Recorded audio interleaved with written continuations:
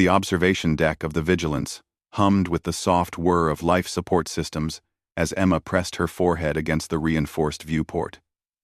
Stars stretched endlessly before her, cold and indifferent. Her shoulders trembled as silent tears traced paths down her cheeks.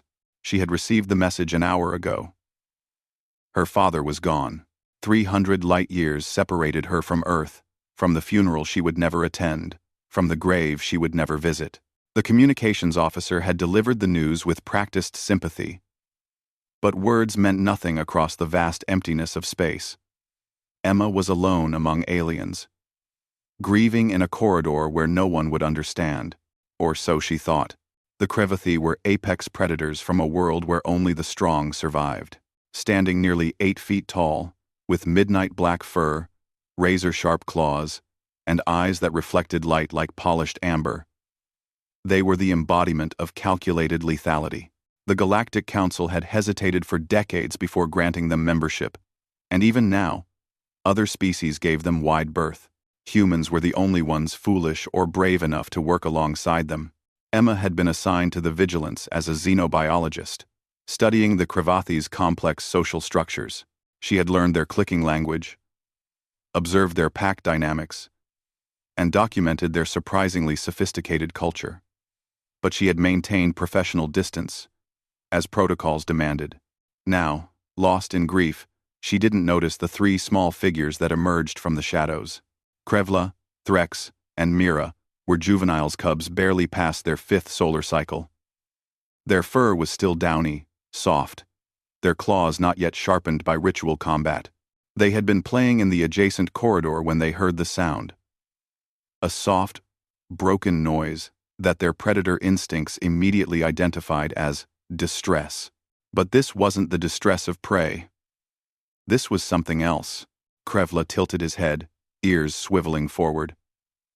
The human Emma, the one who always spoke gently and never showed fear, was making sounds his mother made when the pack had lost a hunter to the void. His chest tightened with an unfamiliar sensation. "She is crying," Threx whispered in their native tongue, his tail tucked low. Like when Elder Marak returned to the stars, Mira, the smallest of the 3, took a tentative step forward. "Humans cry too? I thought they were too strange to feel pack loss." "Father says humans feel everything more deeply than we do," Krevla replied. "He says that is why they are dangerous, and why they are friends." The cubs looked at each other, then at Emma's shaking form. An instinct older than civilization stirred within them. Not the instinct to hunt, but something deeper. The instinct to comfort packmates in pain. Krevla turned and bounded down the corridor. Threx and Mira followed without question. Emma didn't know how long she stood there, tears flowing freely. Time felt suspended in grief. But eventually, she became aware of a soft clicking sound behind her. She turned to find 3 Crevathi cubs sitting in a semicircle, watching her with luminous eyes. Before she could speak, Krevla shuffled forward and gently placed something at her feet. It was a small, carved stone, his most prized possession, etched with the symbols of his family's hunting grounds. He chittered softly and backed away. Threx approached next, depositing a braided cord woven from fiber he had harvested himself during his first training hunt. It was the proof of his developing skills, something he treasured above all else. Finally, Mira crept forward. So small and hesitant. She carried a holographic projector that displayed images of her birth pack. With trembling paws, she activated it, and ghostly figures of Crevathi adults dancing in celebration flickered in the air. Emma stared at the offerings, her breath catching. The cubs sat expectantly, tails swishing with nervous energy.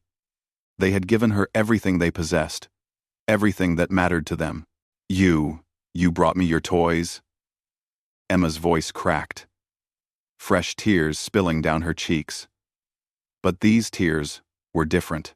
Krevla stepped forward again and did something that defied every xenobiological report Emma had ever read.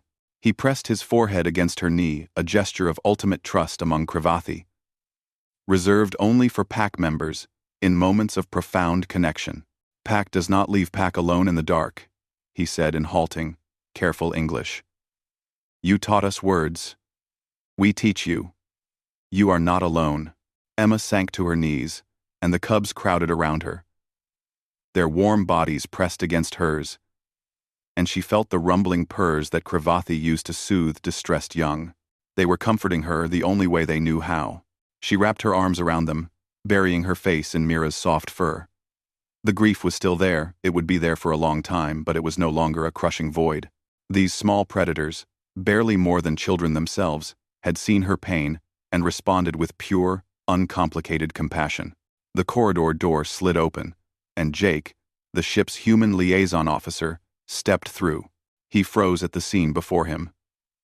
Emma, surrounded by Kravathi cubs, holding them as they purred and clicked soothingly.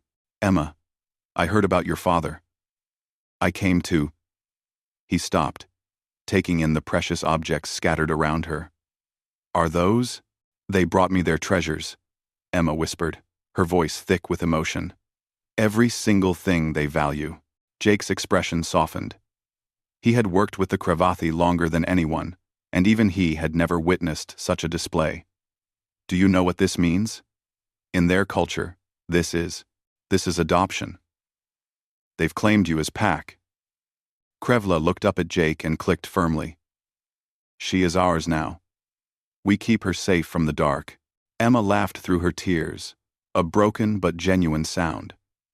She looked at each cub in turn, these small, deadly predators, who had shown her a kindness that transcended species.